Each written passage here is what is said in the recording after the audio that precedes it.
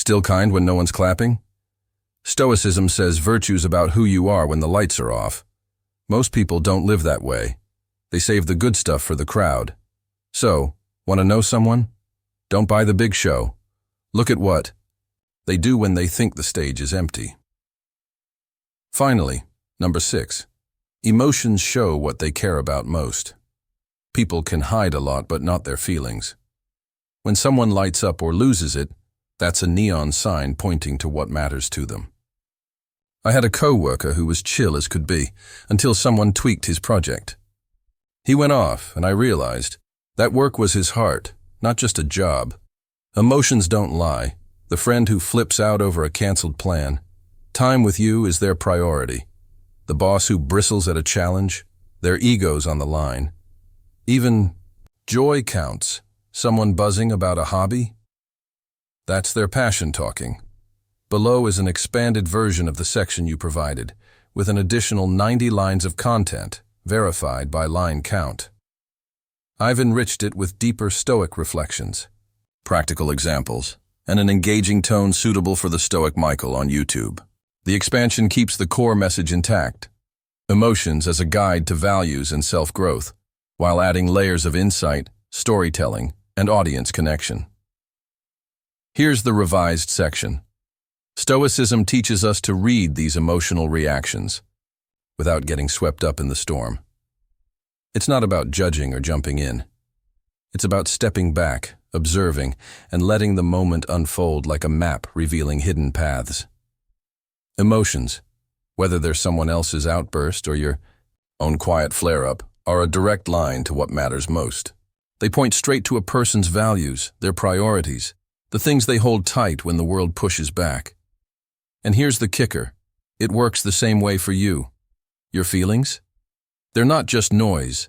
They're signals, whispering, truths about what you care about, what you're protecting, what you're afraid to lose. The trick is learning to listen without letting them steer the ship. Think about it like this. Imagine you're at a family dinner, and your uncle suddenly slams his fist on the table because someone questioned his opinion on politics. Everyone freezes, right? That reaction. It's not just about the argument. It's about him. Maybe his sense of being respected, of being heard, is tied up in that moment. His anger's a spotlight on what he values most, even if he'd never say it out loud. Now flip it around. Next time you snap, say someone cuts you off in traffic and you're gripping the wheel, fuming, pause and ask, why? Is it really about the other driver, or is something deeper getting poked? Maybe it's your need for control, or a quiet fear of being disrespected. That's the Stoic lens. Emotions aren't the enemy. They're teachers, if you're willing to sit with them. This idea hit me hard a while back. I was working on a group project, and one of my teammates, let's call her Sarah, was usually the calmest person in the room. Nothing rattled her. But one day, I made a casual suggestion about tweaking her part of the work, and her whole vibe shifted. Her voice got sharp, her eyes narrowed, and she fired back with, "I've been working on this for weeks. Why would we change it now?" It wasn't loud, but it was intense. At first I thought, whoa, chill, it's just an idea. But then I stepped back and looked at it through that Stoic frame. Her reaction wasn't about me. It was about her. That project wasn't just a task. It was her pride, her effort, her identity wrapped up in those late nights she'd poured into it. Her emotions laid it bare. She valued her work being recognized, and my suggestion felt like a threat to that. Here's where Stoicism gets real. It's not about fixing her reaction, or even yours. It's about understanding it. Sarah didn't need me to argue or soothe her. She needed space to feel heard. And me? I didn't need to take it personally. I could see her values, hard work, respect, and adjust how I approached her next time. That's the map emotions give us. They show us where people stand, and where we do too. It's like a compass for navigating life's messy human moments without losing your cool. So, there you have it, 6 ways to see past the masks. Try them out, and let me know how it goes. If this resonated with you, hit that subscribe button and join us at the Stoic. Michael for more. Drop your thoughts below. I'm ready to hear them. Until next time, stay curious, stay calm, and keep seeking the truth. See, people can fake it when there's something to gain. Your approval, a promotion, whatever. But when they're dealing with someone they see as less than, and they don't think anyone's watching, that's when the mask slips. If they're kind to you but dismissive to the cashier, that's not kindness, it's strategy. Stoicism teaches us to judge people by their actions, not their words, and this is one of the clearest tests. True character shines when there's no reward on the table. I've made it a habit now. Whether I'm meeting a new friend or sizing up a coworker, I watch how they treat the people they could easily ignore. Someone who thanks the janitor or smiles at the bus driver? That's a green light. But if they're sharp or rude when they think it won't cost them, that's a signal to keep my distance, and it goes deeper. How we treat others mirrors how we feel about ourselves. People who lift everyone up, no matter who they are, usually have a quiet confidence. They don't need to step on anyone to feel big. But those who put others down? That's often insecurity talking, dressed up as toughness. So next time you're curious about someone, skip the surface stuff. Look at how they act toward the people they don't have to please. That's where the truth hides. Number 3. Their past is a map to who they are now. Want to really get someone? Take a peek at where they've been. People love to say, the past is the past. But let's be real, it's never fully gone. It's like the roots of a tree, feeding everything you see above ground. Their old wins, their tough breaks, the way they grew up, it's all shaping how they move through life today, whether they admit it or not. I had a friend who always seemed wound tight, quick to snap, slow to trust. At first, I figured that's just how he was. But then I learned more. He'd been let down hard by people he counted on, scraped by through some rough years, and grew up in a place where you had to fight to be seen. Suddenly, it clicked. That edge he carried? It wasn't random. It was armor, built from years of guarding himself. Our past leaves echoes. Someone who felt invisible as a kid might chase attention now. Another who got burned in a deal might eye every handshake with suspicion. It's not about excusing how they act. It's about understanding why. I've seen it in relationships, too. Ever know someone who's great at first, but then the jealousy creeps in? Dig a little, and you'll often find an old wound, maybe a betrayal they're still carrying. Stoicism tells us to see things as they are, no filters, and that includes the baggage people bring. When you spot those patterns, you can navigate them better, maybe even help them see it too. Point out the cycle gently, and you might spark a shift. That's the Stoic way. Observe, reflect, and grow. Number 4. A shift in their voice is a red flag. Here's a sneaky one. People's voices give them away when they're hiding something. When someone's comfortable, their words flow smooth, their tones steady. But throw in a lie or a doubt, and it's like their voice trips over itself. I caught this once with a coworker. He was always slick, charming, the guy who could talk his way out of anything. But one day, we were chatting about a deadline, and his usual upbeat vibe just dropped. His words slowed, his pitch dipped, and I knew something was up. Turns out he'd barely started the work but was playing it cool. That shift? It was his tell. Why does this happen? When your brain's juggling a lie, your body can't always keep up. The stress leaks out, a pause that lingers, a crack in the pitch, maybe a forced laugh. It's not just lies either. Hesitation shows up the same way. I had a friend who'd hype up plans, but if I suggested something she wasn't into, her tone went flat. That was my cue she wasn't all in. Next time you're talking to someone, listen close. If their energy dips or their voice wavers out, of nowhere, ask yourself, what's behind it? Stoicism's all about noticing these signals without jumping to conclusions. It's like their voice is whispering what their words won't say. Number 5. Catch them when they think no one's looking. If you want the raw, unfiltered truth about someone, watch them in the quiet moments, when they don't know they're on display. We all wear a public face, right?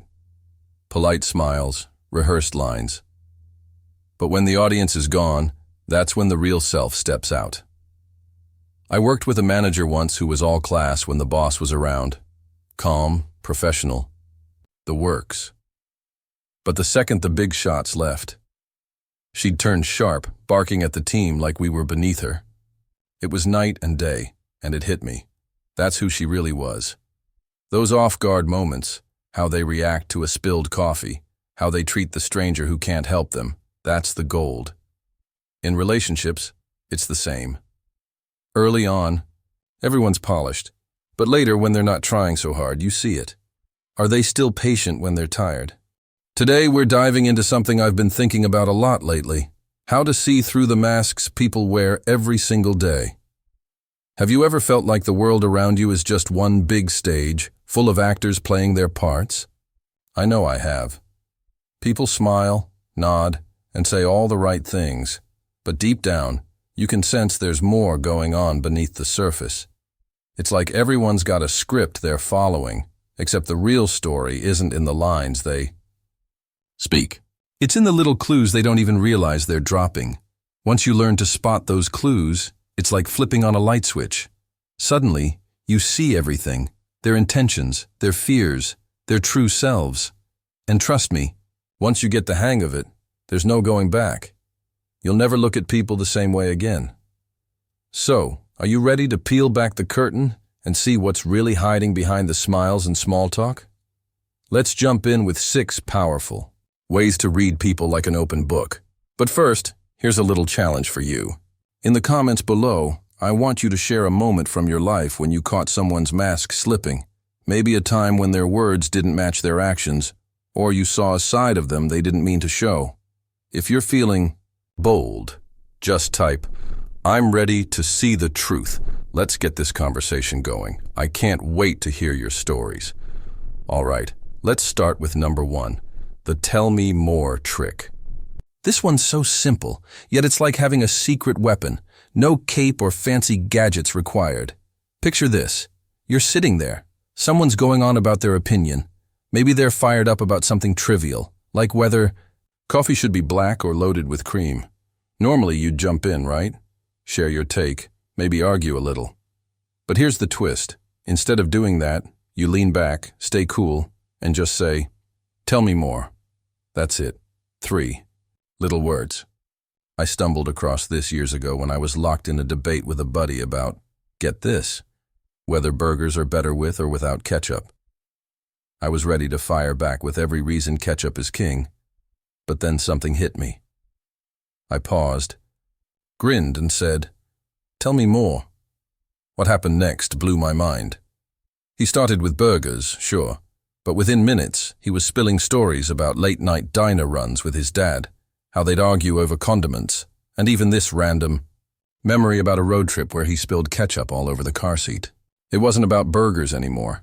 It was a window into his world, all because I let him keep talking. Here's why it works. When people feel like you're really listening, they relax.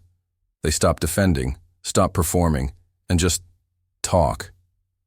And in that space, they reveal way more than they planned. Hopes, worries, even stuff they didn't mean to let slip. I've used this everywhere, chatting with friends, sitting in tense work meetings, even dealing with someone who seemed a bit off. One time I was hashing out a project with a colleague who was pushing hard for his idea. Instead of countering him, I kept saying, "Tell me more." By the end, he'd laid out his whole game plan, why he needed this win, what was riding on it for him. He didn't even realize he'd handed me the playbook. It felt almost too easy. But here's the real magic. This isn't just about getting the upper hand. It's about connection. In a world where everyone's shouting to be heard, slowing down and listening is rare. It's a gift you give someone, a chance to feel understood. And when you do it right, you're not just reading them, you're building trust. It's pure Stoicism in action. Stay calm, observe, and let empathy guide you without getting tangled up in their drama. Oh, and if you're loving this so far, don't forget to hit that subscribe button. Here at the Stoic Michael, we're all about digging into life's big lessons with a clear head and an open mind. Join the crew. Let's keep exploring together. Next up, number 2. Watch how they treat people who can't do anything for them. If you want the real scoop on someone's character, don't just look at how they act with you. Check out how they handle the folks they don't need to impress. This one's a game changer because it cuts through the polish and shows you what's underneath. Think about it. How someone talks to the barista at the coffee shop, the delivery guy dropping off a package, or the coworker who's just starting out. Those moments say everything. I learned this the hard way. I used to know someone who was all charm and laughs when the spotlight was on. Picture-perfect manners, always cracking jokes. But one day, we grabbed lunch together, and I saw him snap at the server over something.